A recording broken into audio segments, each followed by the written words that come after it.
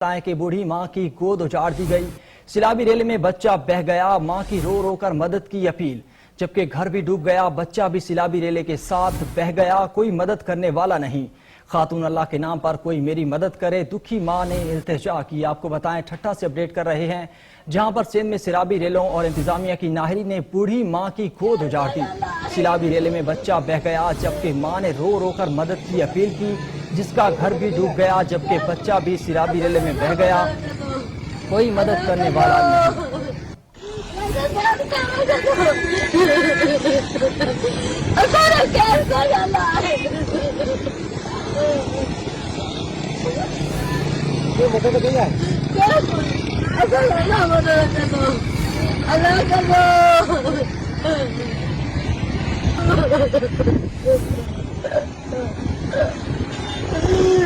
बच्चा मरेगा जब पवार कर दो।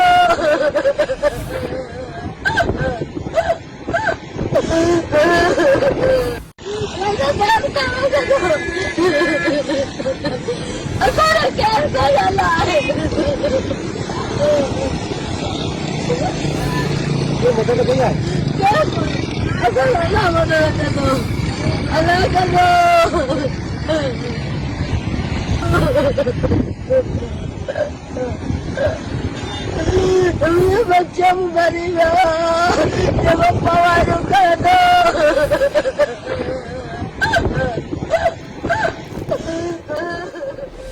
आपको बता रहे हैं कि ठट्ठा में सिलाबी रेले में बच्चा बह गया, मां की रो रो कर मदद की अपील, जबकि कोई वहां उसका पुरसाने हाल नहीं।